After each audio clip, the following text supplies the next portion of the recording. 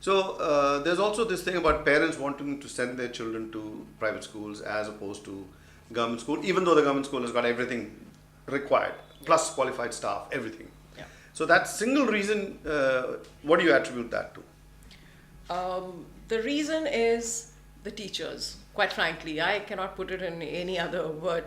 The teachers are not motivated to do their bit In the government schools? in the government school. Okay. While in a private school, I would not say that they are, like you just said, beaten into submission, but they are a highly motivated lot. Okay. They are trained. But at the same time, I hear stories of them being exploited in the sense that they don't pay them a decent salary, they replace them, and the student, I mean, the headmasters and all are quite arbitrary in whatever they do. Not so much anymore. Things have changed Okay. in the private schooling But if you look at a pay scale, or pay scale. Well, let's not get into that. but there is a Government vast te- difference. Absolutely. A government teacher is paid extremely well. And she's Oh. got a slew of incentives, whether it's CL, PL, Okay. privilege leave, which is not Sick there. leave, maternity leave, this, that, everything is on. Absolutely, yes. And none of those things happen there in the private school. Not much.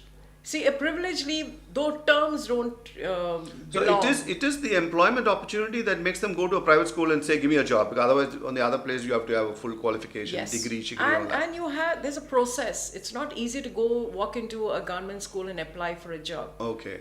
You Yeah, have it's like to- a government job. It's So a you have to have government job. Yes. somebody giving so you. you have to wait for the UPSC or equivalent Ah. of that and do the common entrance and then go through interviews of 2-3 levels, and then they will look at your. So all the other- will you be cynical enough to also say that these people get into a government school, because once you get into a government school, you can't be thrown out and be happy the rest of your life? Absolutely, and pension. Do they know about those things? Do they come in like that? 100%. They definitely know that. That will be a good enough reason to be a government school teacher. I get a good job in a private school, but you reject that in favor of going into a Yes. government school. Would you do that? No, I wouldn't. Quite So frankly. why not? Because I would probably lose all motivation to teach if I am surrounded by other people who are just Lazy there. layabouts. Absolutely. And that's what it is in a government school. What about the headmaster? What is his function? He cannot enforce much because there's so much of, he's always at a disadvantage, a government school headmaster or headmistress. Okay. The teachers, they know their rights. I mean, they know that they can take so much of leave and they don't need to go into a certain time and they don't need to do any overtime. They don't have to do anything which So they don't hard to want control. to do. Very, very hard to So control. it must be even harder to control the kids. It is. So It is. everybody's at a disadvantage. Only because of this. But does the headmaster, suppose you have a tough headmaster, can he straighten things out? See, it all depends on the teacher. She can go over his head and complain Okay. about him. Ah. What they will do is send him away and not try to sort the problem there. Okay. So you being a tough headmaster really doesn't help Okay. because he will be shunted out. All right. So if I were to understand, all is not lost in the government school. You need some Yeah. bright IAS man heading the department, Yes. or a bright minister. You said you met somebody in Karnataka who you were actually impressed with. Very impressed with him. So if people like that come in, they can actually change things around the government school. Yes. Okay, let's get back to private schools. Everybody keeps singing praises of them, but I hear that even the teachers are underpaid and exploited to the extreme. Yeah. See, there are different levels again or categories of private schools.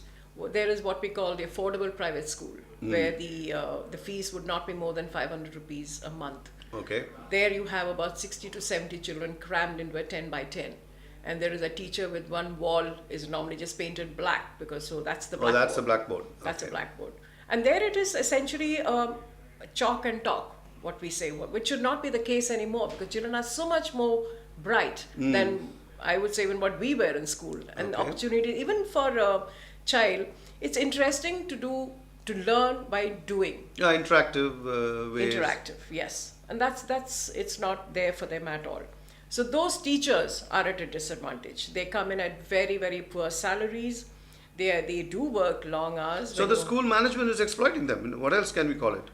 There's nothing else to say. That's exactly what it is. So why doesn't the private school insist that their darn teachers should be as qualified as anybody else? Who?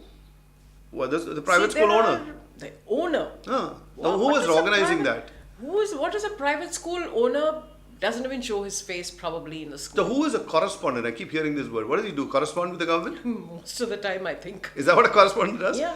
But he has a big room to himself or Yes. herself. Yeah. Army of peons running around getting coffee and stuff. Yeah. So that's their job. But they don't come and actually inspect. And even if they inspect, it always goes back with a negative remark. There's no proactiveness on the part of the authorities who come to check a school. They just take some, maybe a little bit on the side, and they just move on. So there's no, the conditions are not improving for the private school teacher in the low end school. Okay. While in the middle and high rung, which is your general CBSE and ICSE schools, things are much better. Okay. The teachers are being recognized. And then the children's parents are paying much higher money, so they'll be more demanding. Yes. Why is my son not doing this, not doing that? Very no much. sports for him, no this, that, and the other. Yeah. So in a way, private schools are doing things, but they're being exploitative of the poor teachers Yeah. who can get a job without being qualified. Exactly. Yeah. Yeah. So that's something that I don't think the public knows about it. They think that everything is fantastic in a private school. Oh, no. It isn't. There are a few schools, yes, which look after their teachers. But for the most part, they just, they're seriously overworked. And I'm always on the side of the teacher. All right. So when we come back, we got one more part to go, which is talk about the actual syllabus. What is being taught?